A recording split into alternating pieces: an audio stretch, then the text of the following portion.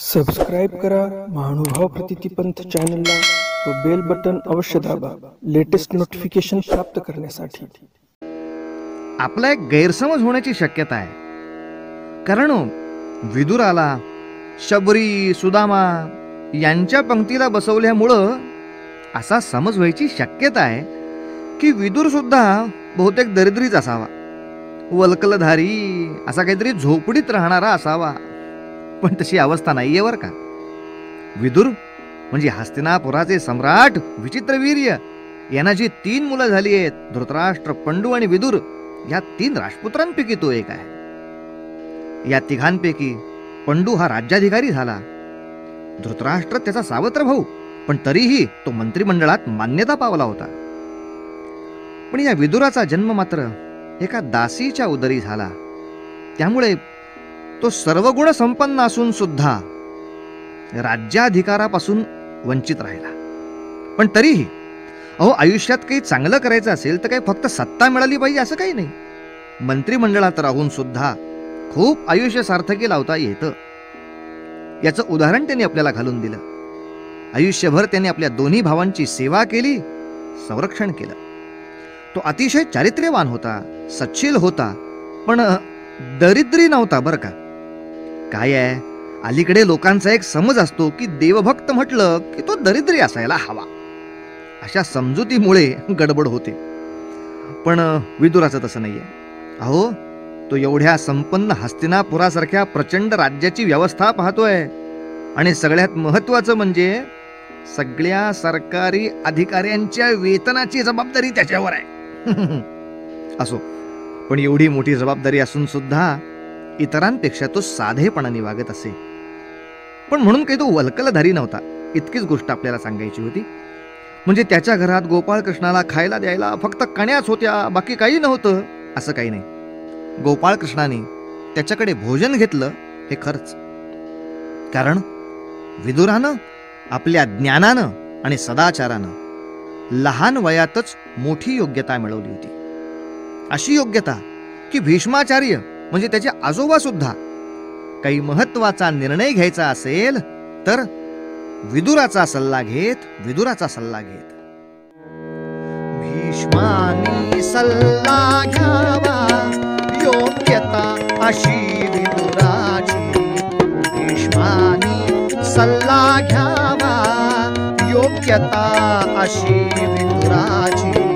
गांधार देशीची कन्या धृतराष्ट्रा ठरविली साची, कुंती भोज कन्या कुंती पंडूला योग्य वराची। दासीचा पुत्र म्हणोनी, दासीचा पुत्र म्हणोनी राज्याधिकार ना म्हणूनी, राज्याधिकार ना म्हणूनी राज्याभिलाषणा धरुनी, राज्याभिलाषणा धरुनी सेवा करी प्रिय बंधूंची योग्यता अशी विदुराची। सेवा करी प्रिय बंधूंची योग्यता अशी विदुराची।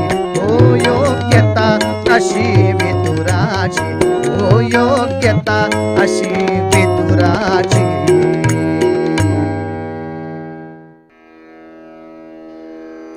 पहा, विदुराची काय योग्यता होती ती पहा।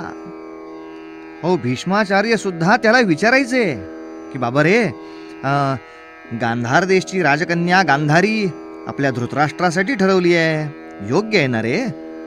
कुंती भोज राजाची कन्या कुंती ती पंडूसाठी आपण नक्की केली आहे, देवक राजाची कन्या तुझ्यासाठी ठरवली आहे, तेव्हा हे सगळे विवाह योग्य आहेत ना? असा भीष्मांनी सुद्धा सल्ला घ्यावा ही योग्यता होती, अगदी लहान वयात योग्यता होती विदुराची। या 3 भावांपैकी पंडू सिंहासनावर होता, पण तो एकदा वनविहारासाठी गेला, आणि तेव्हा त्यांनी हंगामी राजा म्हणून धृतराष्ट्राला नेमला। पण वनातच पंडूचा मृत्यू झाला।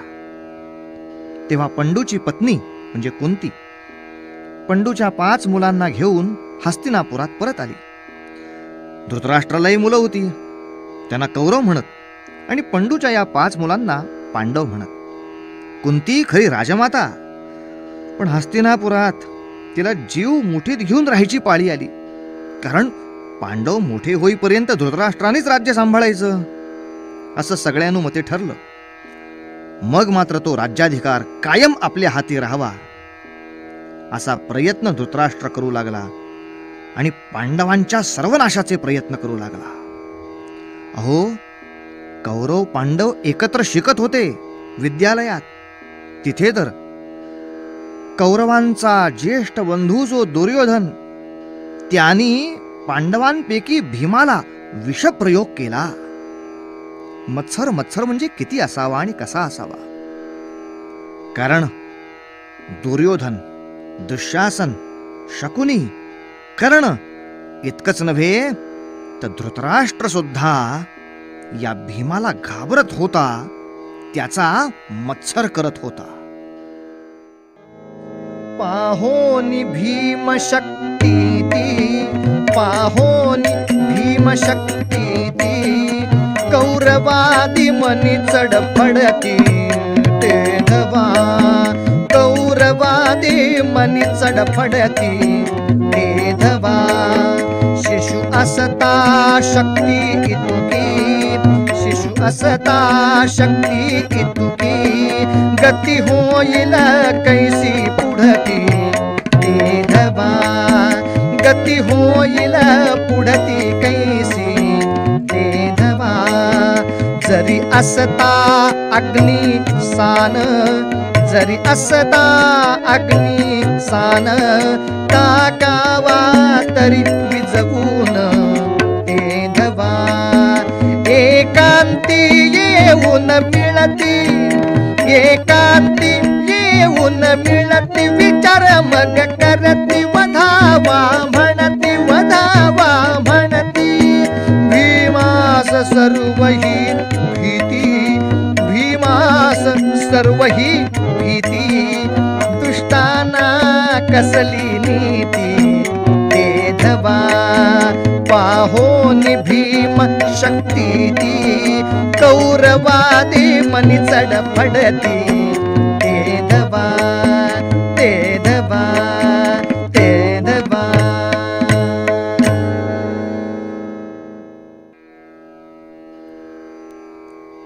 एके दिवशी त्या दुर्योधनानं वनभोजनाचा थाट उभा केला आणि या वनभोजनाच्या वेळी विष मिसळलेली भरपूर पक्वान्न भीमाला खायला घातली.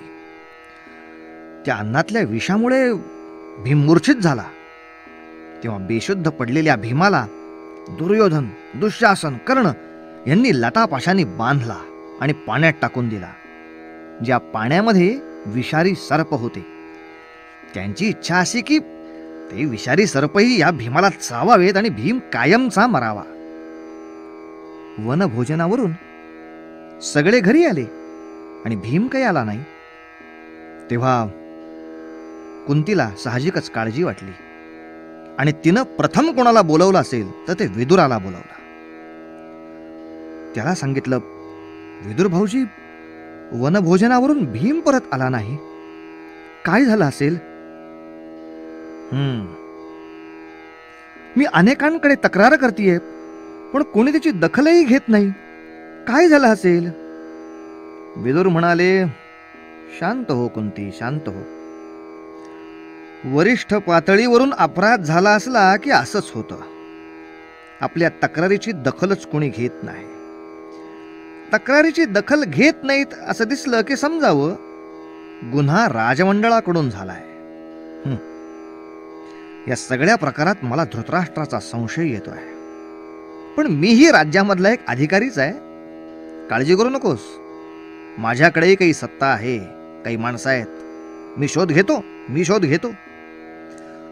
पण आईला कुठला धीर निघायला. कुंती मात्र विलाप करत राहिली, भीमा भीमा, कुठे रे गेलास भीमा, कुठे रे गेलास? भीमा भीमा भीमा भीमा भीमा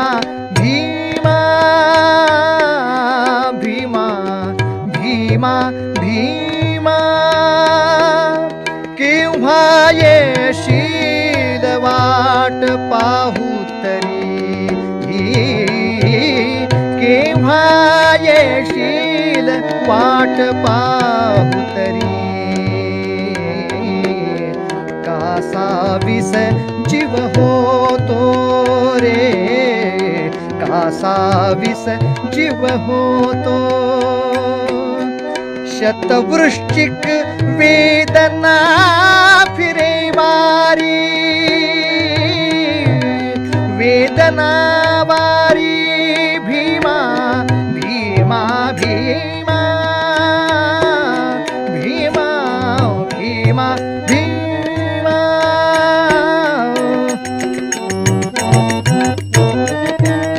भीमा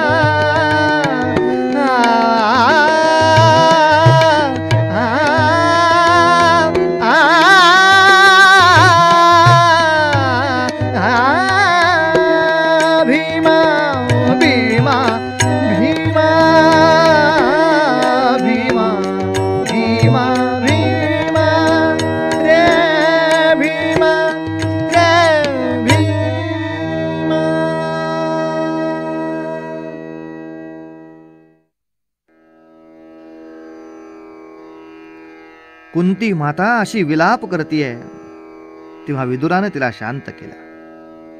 म्हणाला, शांत हो, शांत हो. हे बघ, 7-8 दिवसात मी त्याचा ठाव ठिकाणा नक्की शोधून काढतो. तू काळजी करू नकोस, धीर धर, भगवंताचं नामस्मरण कर. पण आता तूच धीर सोडलास तर कसं होईल बरं? बाकी पांडवांच्याकडे कोण पाहिल? तू शांत राहा, मी 7-8 दिवसात नक्की शोध काढतो, नक्की. शोक न करी म्हणे विदूर, 8 दिशी येईल वृकोदर, भगवंताचे नाम स्मर, अखंड आता भक्तिभावे.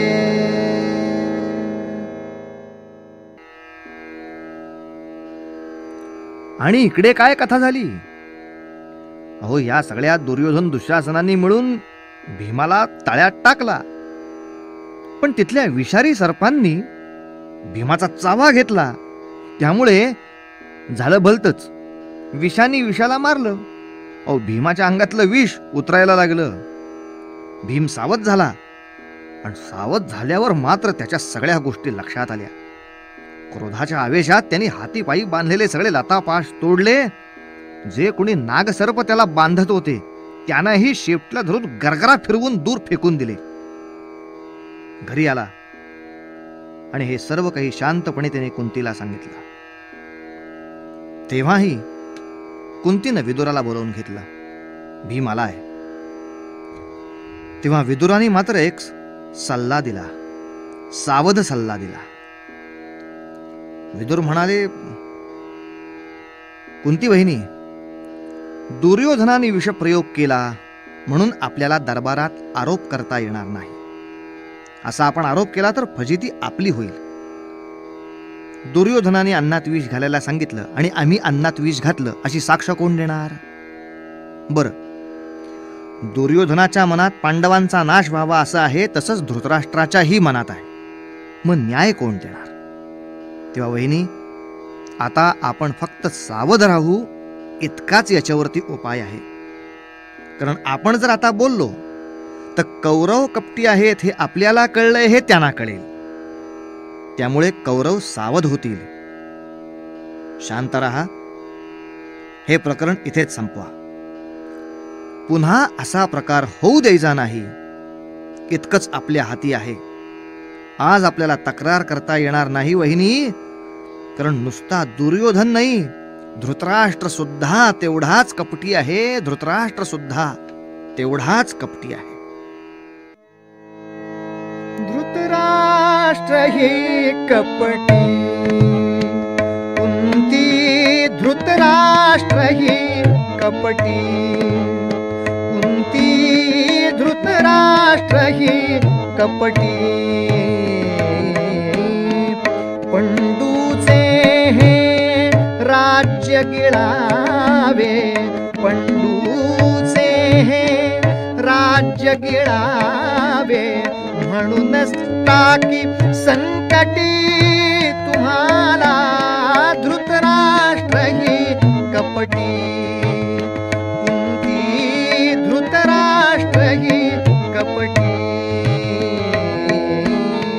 दुर्योधन मत्सरी अति तो, दुर्योधन मत्सरी अति तो, पुन्हा करील या गोष्टी कुंती धृतराष्ट्र ही कपटी, कुंती धृतराष्ट्र ही कपटी.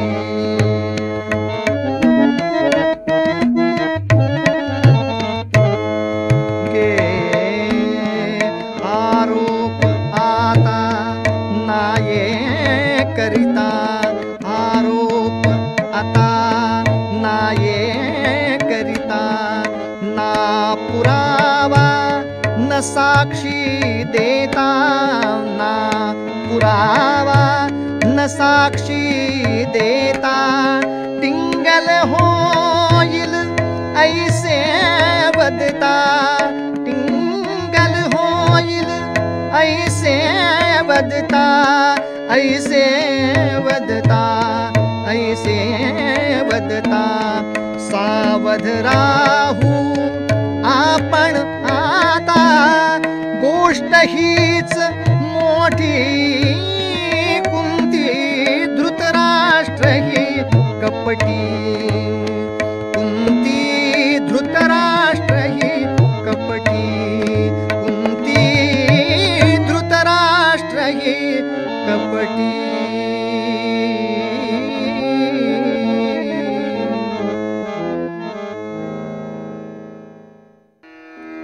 सज्जन हो, हस्तिनापुराच्या साम्राज्याचे खरे वारस होते पांडव.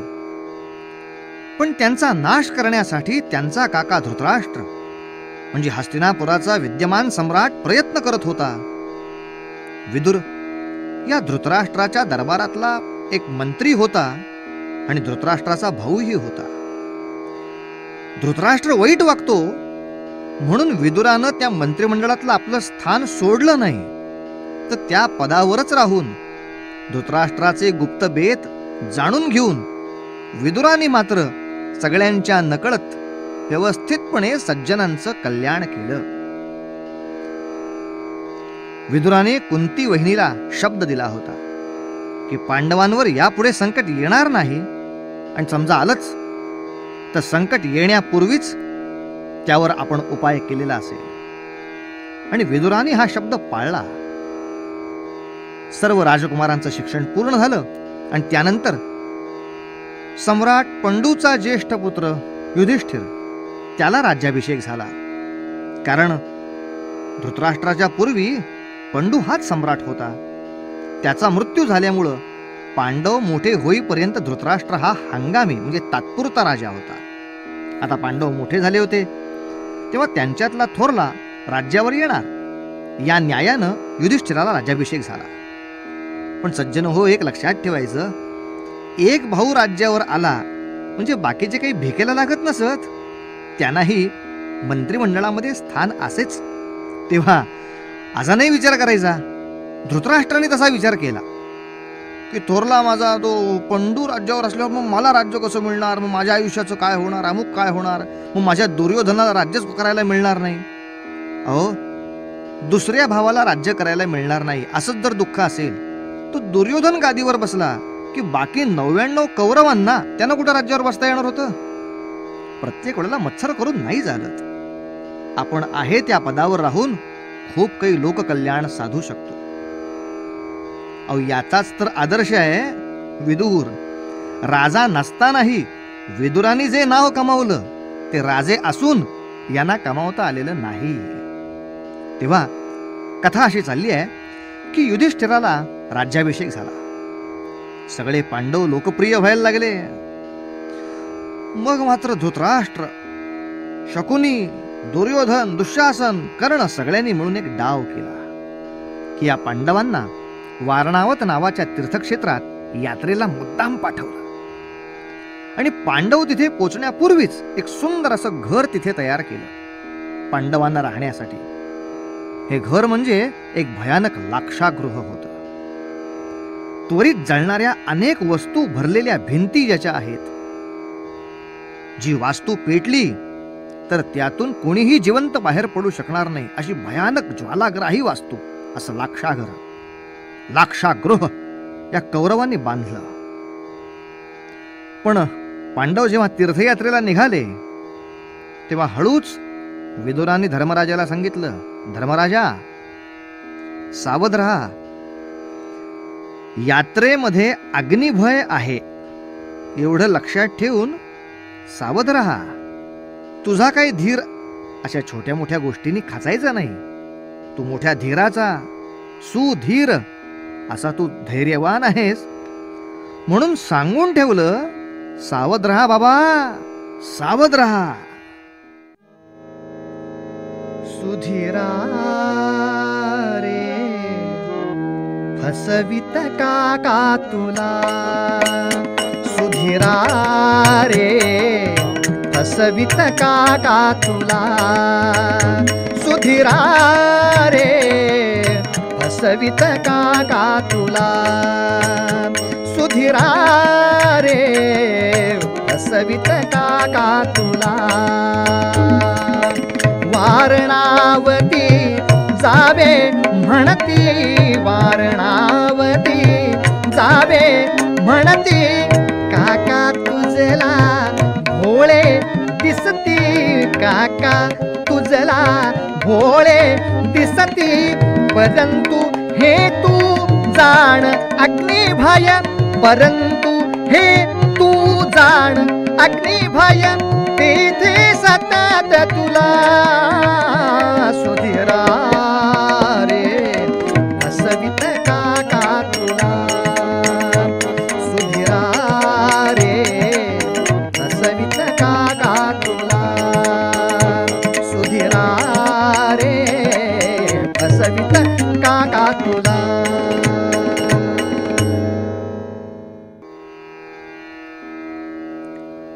पांडव जवळजवळ महिना 2 महिने त्या लाक्षागृहात राहणार होते. पण पांडव तिथे पोचताच दुसऱ्याच दिवशी विदुराकडून एक माणूस तिथे पोचला. त्याने धर्मराजाची भेट घेतली आणि सांगितलं, मी खनक आहे, मला भुयार खणण्यासाठी इथं पाठवलाय. माझ्या पगाराची चिंता करू नका, तो मला विदुरांकडून मिळालाय. तेव्हा त्या खनकाच्या साह्यानं पांडवांनी भुयार तयार केलं आणि एक दिवस स्वतःच ते घर पेटवून दिलं आणि त्या आगीतून निसटले. आगीत पांडव संपले अशी सगळ्यांची समजूत झाली. पण पांडव त्या भुयारातून निसटले होते. पण भुयारातून निसटल्यानंतरही वारणावत तीर्थक्षेत्रातली जी नदी होती ती पार करून पलीकडे जायला हवं. मग त्यासाठी विदुरानं एक नाविक आपल्या नावेसह तिथं ठेवलेला होता. इकडे हस्तिनापुरामध्ये वार्ता आली, पांडव मेले, पांडव मेले, पांडव मेले. मग काय, धृतराष्ट्राने पांडवांचं श्राद्ध घातलं. तिथे सुद्धा विदुर शांतपणे उभा होता. पांडव जिवंत आहेत हे फक्त त्यालाच माहित होतं. ते जिवंत असावेत असा दुर्योधनालाही संशय होताच. म्हणून त्यांनी गुप्तपणे आपले सैनिक पाठवले होते आसपासच्या प्रदेशात. त्यांना आज्ञा होत्या, पांडव कुठे दिसले ते संपवा. पण दुर्योधनाच्या सैनिकांच्या मागावर विदुरांनी आपले काही लोक ठेवले होते. अर्थात त्यांची गरज लागली नाहीच. दुर्योधनाच्या सैनिकांना पांडव सापडलेच नाहीत.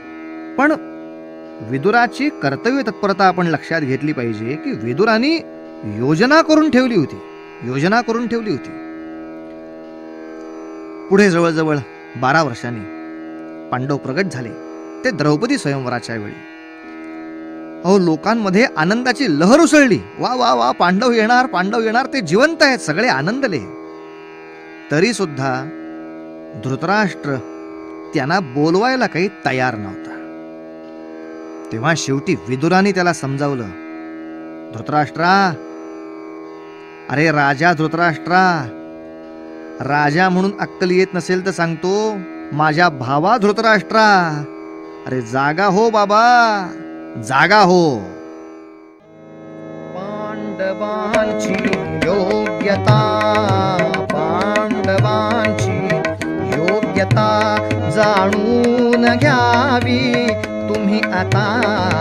पांडवांची योग्यता जाणून घ्यावी तुम्ही आता. पांडवांची योग्यता द्रुपद आणि यादवांचे बलतयाना लाभले. द्रुपद आणि यादवांचे बलतयाना लाभले. आपुलेही नागरिक जन सर्वही आनंदले. आपुलेही नागरिक जन सर्वही आनंदले. मोह सोडावा मुलांचा, मोह सोडावा मुलांचा, करू नको रे मूर्खता. पांडवांची योग्यता जाणून घ्यावी तुम्ही आता. पांडवांची योग्यता, पांडवांची योग्यता, पांडवांची योग्यता.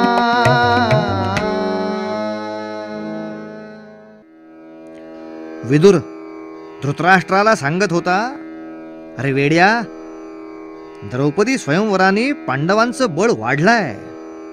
द्रुपद राजा, त्यांचा सासरा, या नात्याने त्यांच्या मागे उभा आहे. गोपाळकृष्ण, त्यांचा मामे भाऊ, तो या स्वयंवराच्या वेळी त्यांना भेटलाय. म्हणजे द्वारकेचं अख्खं यादवांचं साम्राज्य पांडवांच्या मागे आज उभा आहे. तेव्हा वेडेपणा करू नकोस. हे सगळे एकत्र झाले तर ते त्यांचं राज्य क्षणात जिंकतीलच, आणि मग तुझा काका म्हणून राहिलाय तोही मान शिल्लक राहायचा नाही. या दुर्योधन, कर्ण, शकुनी असल्या मूर्खांचा ऐकू नकोस. पांडवांना सन्मानाने बोला आणि निम्म राज्य तरी दे, म्हणजे निम्म तरी तुझ्यापाशी राहील. तेव्हा कुठे धृतराष्ट्राला थोडी बुद्धी आली. धृतराष्ट्राने पांडवांना बोलवलं आणि निम्म राज्य या नावाखाली खांडव वन नावाचं जंगल दिलं. काही का असेना, या एका गोष्टीवरून आपण एक लक्षात घेतलं पाहिजे की विदुराचा धृतराष्ट्रावर सुद्धा वचक होता. तो यथाशक्ती आपल्या प्रभावाचा उपयोग करत असे. धृतराष्ट्र एकांतात असला की दुर्योधनाला सांगायचा, अरे दुर्योधना, त्या पांडवांचा नाश व्हावा असं जसं तुझ्या मनात आहे तसंच माझ्याही मनात आहे रे, माझ्याही मनात आहे. पण मी सगळ्यांचे देखत तुला अनुमोदन देत नाही. तसं जर मी दिलं तर माझा स्वर, माझा चेहरा यावरून माझ्याही मनात कपट आहे. हे तो विदुर ओळखेल रे, तो विदुर ओळखेल. म्हणून मी सगळ्यांच्या देखत पांडवांची स्तुती करत राहीन. हा, तू काय कपट करायचं ते कर, माझा तुला पाठिंबा राहील. गंमत पहा, धृतराष्ट्र कपट करतोय हे विदुराला कळत नाही असा धृतराष्ट्राचा गोड गैरसमज आहे. अर्थात विदुर सुद्धा तेवढाच शहाणा होता. त्यांनी तो गैरसमज कायम ठेवला होता धृतराष्ट्राचा. पण धृतराष्ट्र आणि दुर्योधनाने ठरवलं की आपण पांडवांना खांडव वन दिलं, पण तिथे त्यांनी एक संपन्न राजधानी उभी केली. ते त्यांचंही राज्य आपल्याला मिळवायचं आहे, पण ते लढून नाही मिळणार, कपटाने मिळवता येईल, कपटाने. आणि म्हणून मग जुगाराचा डाव मांडला, द्यूताचा डाव मांडला आणि त्यात पांडवांना द्यूत खेळायला बोलावलं. पांडवांना द्यूतासाठी खेळायला बोलवायला सुद्धा धृतराष्ट्राने मुद्दाम विदुरालाच पाठवलं. तेव्हा विदुर स्वच्छपणे बोलले, धर्मराजा, तू द्यूत खेळायला जावंस अशी माझी इच्छा नाही.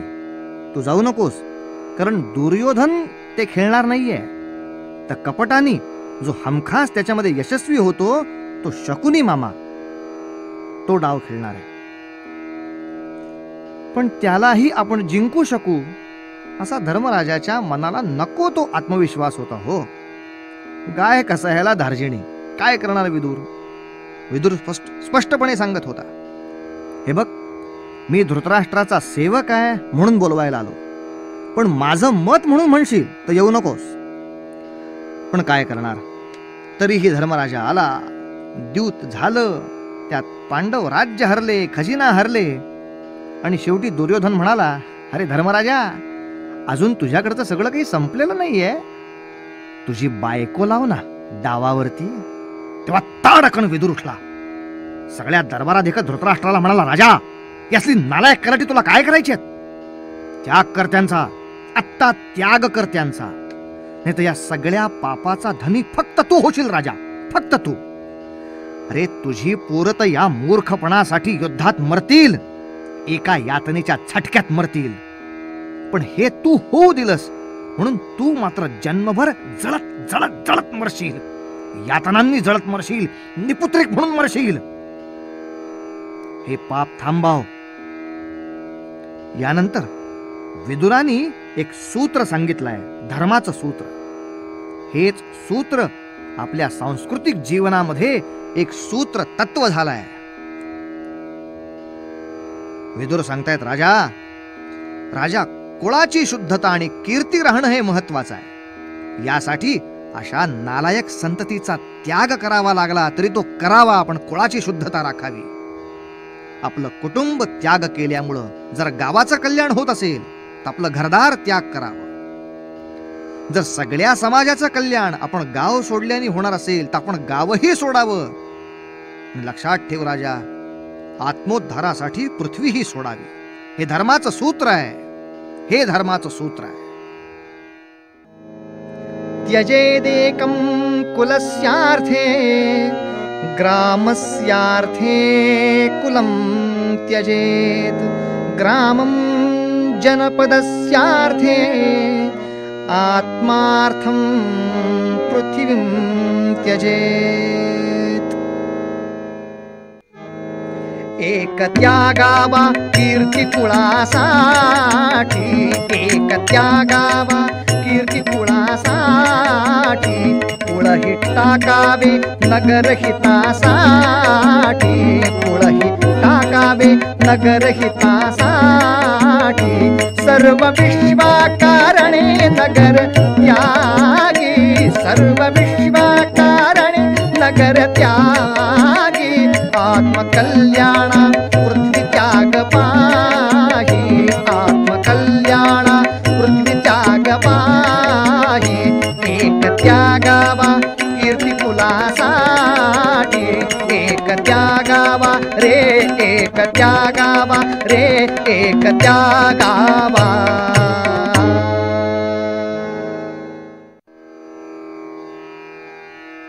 ते द्यूत थांबवण्याचा विदुराने खूप प्रयत्न केला, पण शेवटी द्यूत झालंच.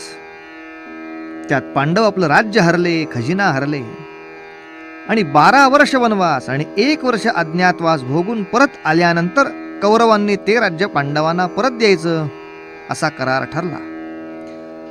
पण ही वनवासाची 12 वर्ष आणि अज्ञातवासाचं 1 वर्ष कुंती मातेला मात्र पांडवांबरोबर राहणं झेपणार नाही.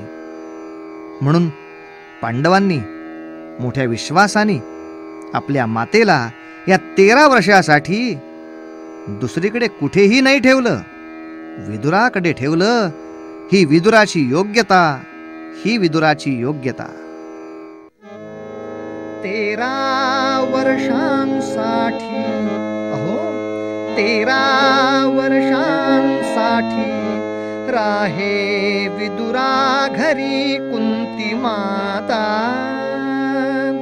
सर्वच पंडुसुतांचा, सर्वची पंडुसुतांचा, ऐसा विश्वास हो सतत विदुरावरचा.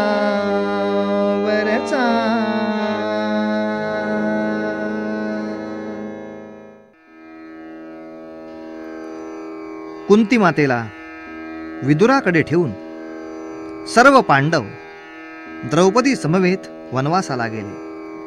पण या काळात अर्जुनाची दुसरी पत्नी जी सुभद्रा, ती सुभद्रा आणि तिचा पुत्र अभिमन्यू हे दोघं द्वारकेला राहायला गेले होते, माहेरी कृष्णाकडे. पांडव वनवासात आहेत या काळातच अभिमन्यूचा विवाह झालाय.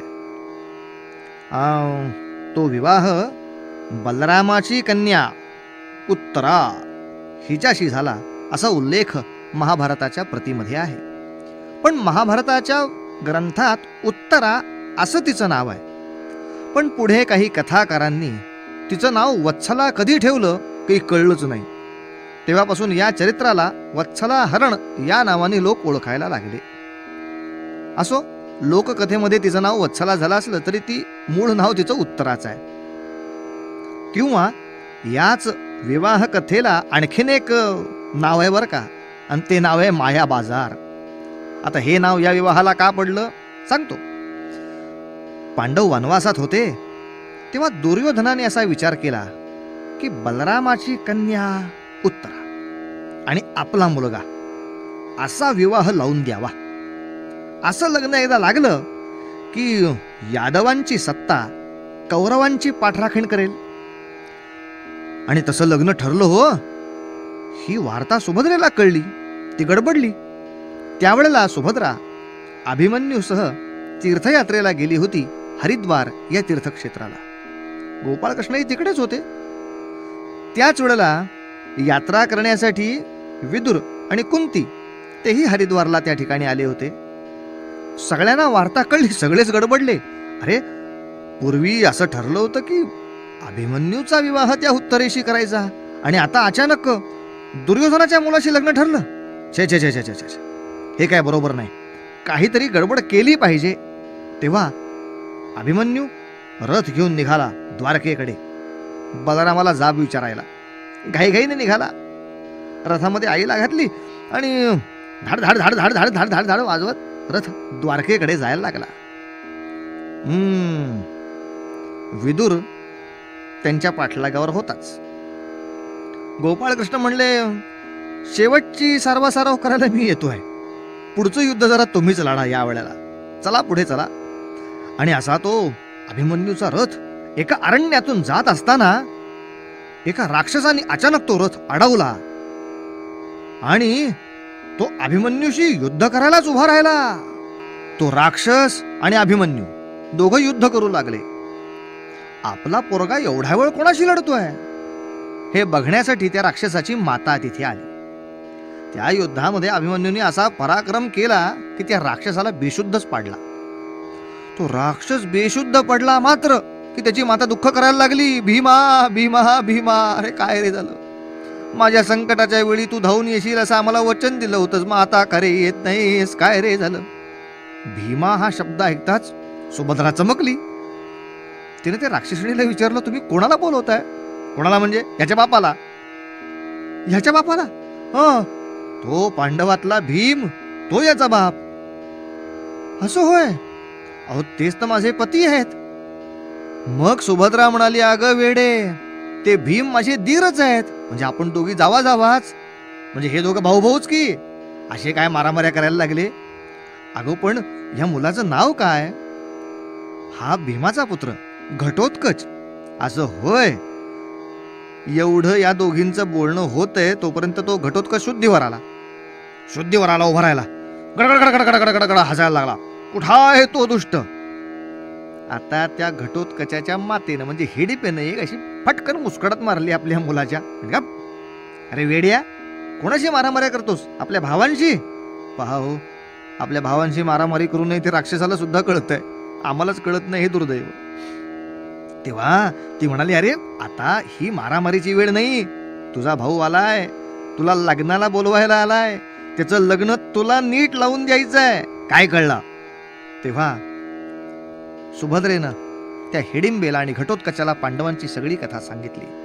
कौरवांनी पांडवांना किती छळलं तेही सांगितलं. आणि आता बलरामाची मुलगी जर दुर्योधनाच्या मुलाला झाली तर सगळा अनर्थ होईल. झालं. ही गोष्ट कळल्यानंतर तो घटोत्कच आपल्या सगळ्या राक्षसांना घेऊन त्या द्वारकेमध्ये गेला. हे सगळे मायावी राक्षस, त्यांनी माया बाजार भरवला आणि पाट्या लावल्या, काहीही किंमत देऊ नका, जुने द्या नवे घ्या. इतकी स्वस्त बाजारपेठ पाहिल्यावर कोण कोण मागे राहतील? सगळेजण गेले, आपले जुने कपडे देऊन टाकले, नवीन कपडे घेतले, जुने दागिने दिले, नवीन दागिने घेतले. पण हे सगळे दागिने, हे नवीन कपडे, ही नवीन भांडी कोण होतं? राक्षसांनीच ही सगळी रूपं घेतली होती. बरं नुसती बाजारपेठ नाही, या घटोत्कचानं त्या उत्तरेचं रूप घेतलं. तो तिथं लग्नाला जाऊन उभा राहिला आणि खरी उत्तरा जी होती तिला छानपैकी त्यांनी गुप्तपणे नगरातून बाहेर काढली. अभिमन्यू, सुभद्रा, विदुर, कृष्ण यांच्याकडे आणून पोचवली. अर्थात उत्तरेलाही आनंदच झाला. तिला अभिमन्यूशी विवाह करायचा होता, तेव्हा ती आनंदित झाली. इकडे घटोत्कच आपला गुप्तपणे त्या उत्तरेच्या वेशामध्ये सगळे लग्नविधी करतोय.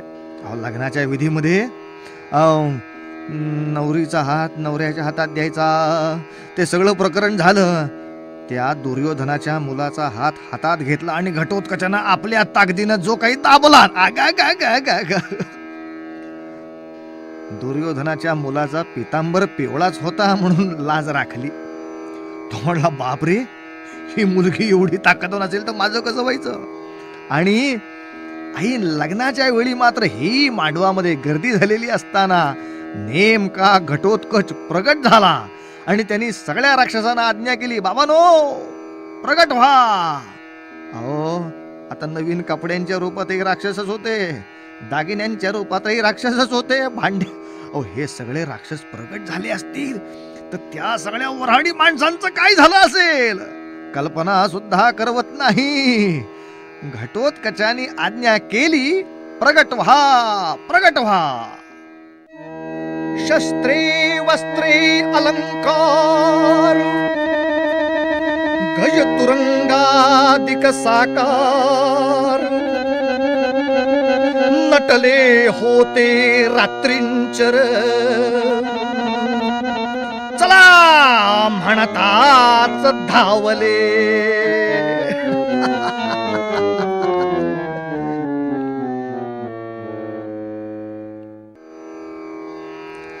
या कथेमधला चमत्कार वगळता एवढं मात्र लक्षात येतं की विदुरानं घटोत्कचाची मदत घेऊन दुर्योधनाचा हा कपटी डाव उधळून लावला आणि स्वतःच्या अध्यक्षतेखाली यादवांचा आणि पांडवांचा नातेसंबंध दृढ केला.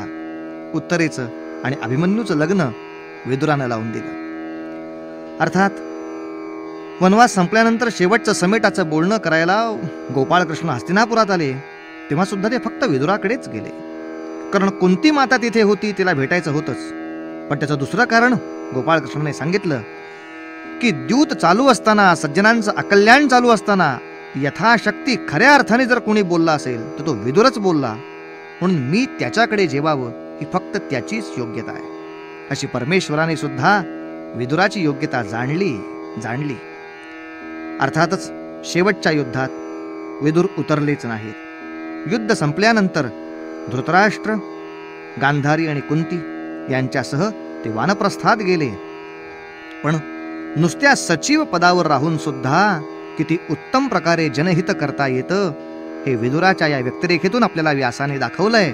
मना बोलणे नीच शोषित जावे, स्वये सर्वदा नम्र वाचे वदावे, मना सर्व लोकासिरे नीववावे. मना श्रेष्ठ धारिष्ट्य जीवी धरावे, मना श्रेष्ठ धारिष्ट्य जीवी धरावे, मना बोलणे नीच शोषित जावे, मना बोलणे नीच शोषित जावे. नम्रवाचे वदावे स्वये सर्वदा सर्वदा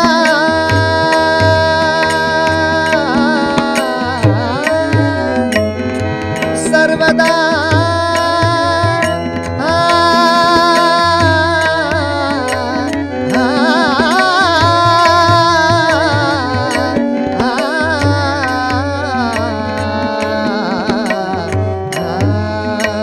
स्वये सर्वदा नम्रवाचे वदावे मना सर्व लोकासी रे निववावे मना सर्व लोकासी रे निववावे मना श्रेष्ठ धारिष्ट्य